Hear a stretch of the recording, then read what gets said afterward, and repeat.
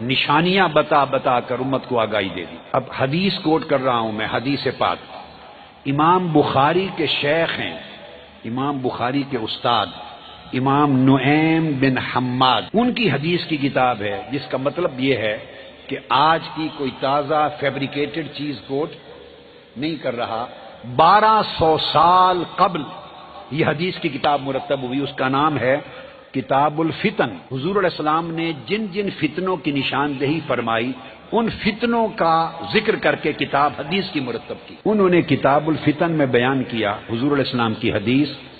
حضرت ابو ہریرہ رضی اللہ تعالیٰ عنہ اس حدیث کے راوی ہیں، فرمایا فَإِذَا خَرَجَتِ الرَّایَاتُ السُّودُ، لوگوں ایک وقت آئے گا، آخری زمانے کا ذکر کیا، کالے جھنڈوں والے اپیئر ہو جائیں گے، کالے جھنڈوں والی ایک جماعت اپیئر ہوگی۔ فرمایا جب بلیک فلیگز، کالے جھنڈوں والی جماعت اپیئر ہو، فَإِنَّ أَوَّلَهَا فِتْنَةٌ، اس کی ابتدا فتنہ ہوگا، وَأَوْسَطَهَا ضَلَالَةٌ، اس کا درمیان گمراہی ہوگی، وَآخِرَهَا كُفْرٌ، اور اس کا اینڈ کفر پر ہوگا۔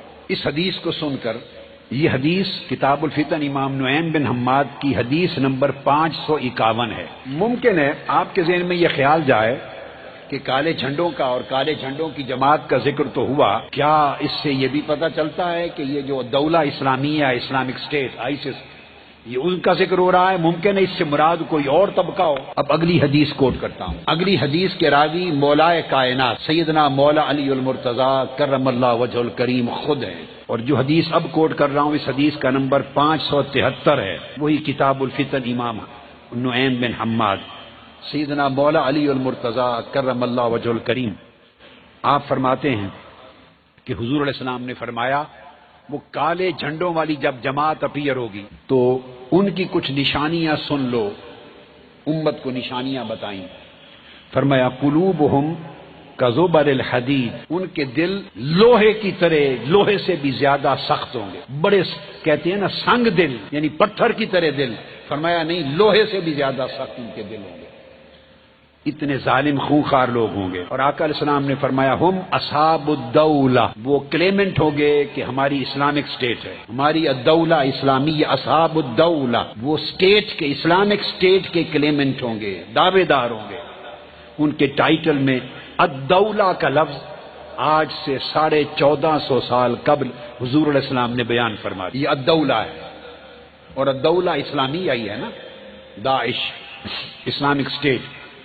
لا یفون بعہد ولا میثاق، انہیں کسی معاہدے کی پاسداری نہیں ہوگی، کسی ایگریمنٹ کا حیا نہیں ہوگا۔ یدعون الی الحق ولیسوا من اہلہ، وہ لوگوں کو حق کی، قرآن کی، اسلام کی بات کریں گے، دعوت دیں گے، مگر وہ اسلام والوں میں سے ہوں گے نہیں۔ فرمایا اسماؤہم الکنا، پھر ان کی پہچان یہ ہے کہ ان کے نام کنیت کے ساتھ ہوں گے، یعنی جب آپ ان کے ناموں کو دیکھنا چاہیں گے تو ان کے نام کنیت والے ہوں گے۔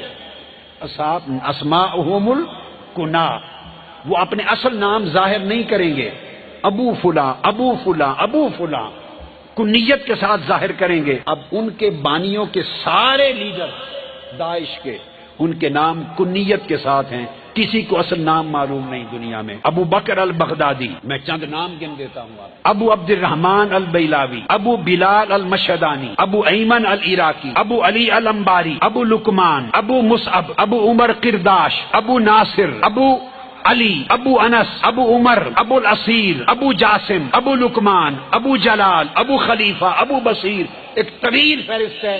ان کے سارے لیڈر ابو کے نام سے جانے جاتے ہیں، اصل نام کسی کو معلوم نہیں۔ اور ہمارے آقا تاجدار کائنات نے 1400 سال قبل بتا دیا تھا کہ کالے جھنڈوں والی جماعت جو قتل عام کرنے والی انسانیت کی اٹھے گی، ان کے سب لیڈروں کے نام ابو کے ساتھ شروع ہوں گے۔ پھر فرمایا وَنِسْبَتُهُمُ الْقُرَىٰ، ان کی نسبت ان کے قصبوں اور گاؤں کی طرف ہوگی۔ شعورہم مرخات، ان کا شعور النساء، بڑے لمبے لمبے بال ہوں گے۔ آپ انٹرنیٹ پہ چلے جائیں، کمپیوٹر آن کر لیں، میں سب کو کہہ رہا ہوں، بیٹے اور بیٹیوں کو، ان سارے لیڈروں کی پکچرز نکالیں، کندھے تک ان سب کے بال ہیں، اور لپیٹ کر اپنے بالوں کو رکھا ہوا ہے۔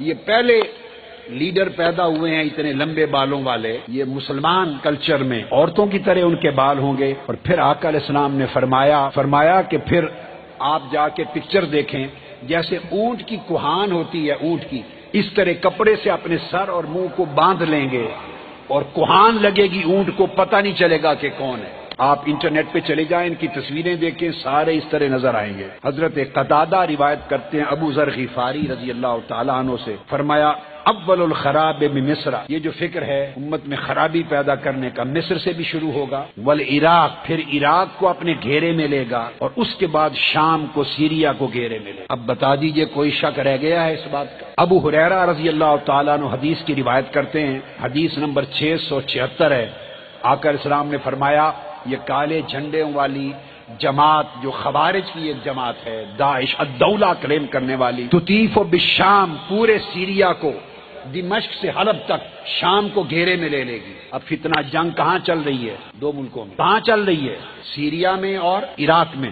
فرمایا تطیف بالشام، شام کو گھیرے میں لے لے گی، وتخشى بالعراق، اور پورے عراق کو اپنے احاطے میں لے لے گی یہ جنگ۔ آقا علیہ السلام نے ملکوں کے نام بتا دیے، شام کو گھیرے میں لے گی، عراق کو گھیرے میں لے گی، مصر کو برباد کرے گی، اور پھر حضور علیہ السلام نے نشانیاں بیان کی۔ تمام احادیث کو جمع کر کے نشانیوں کو بریفلی کوٹ کر رہا ہوں۔ فرمایا کالے جھنڈے ہوں گے، لوہے کی طرح سخت دل ہوں گے، الدولہ، اسلامک اسٹیٹ کا کلیم کرنے والے ہوں گے، ظہورہم من بادیۃ العراق ونواحیہا، ان کی اپیئرنس عراق کے صحرائی علاقوں سے ہوگی۔ بادیۃ العراق، عراق کا جو ڈیزرٹ ایریا ہے، نواحی علاقہ اور صحرائی علاقہ، وہاں سے ایمرج کریں گے، پھر سیریا کو گھیرے میں لیں گے۔ اور فرمایا آقا علیہ السلام نے کہ ان کے سر اور بال اور چہرے کو یہ شکل دیں گے جیسے اونٹ کے کوہان ہوتی ہے، اس کو کپڑا پہنا دیا جاتا ہے، اور ان کا نعرہ ہوگا بکشن بکشن، کل دا پیپل، کل دا پیپل،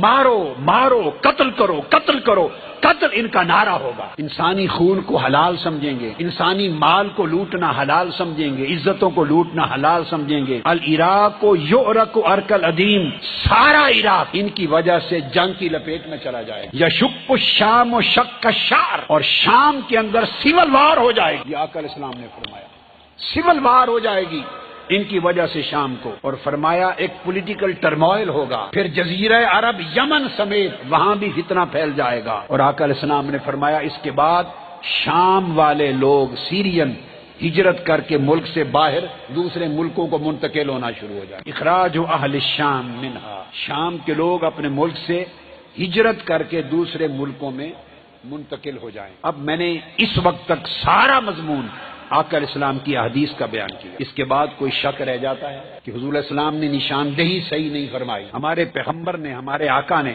نشاندہی کر دی ہے، صحیح کر دی ہے، مگر ہم اس نشاندہی کو قبول کرنے کے لیے تیار نہیں۔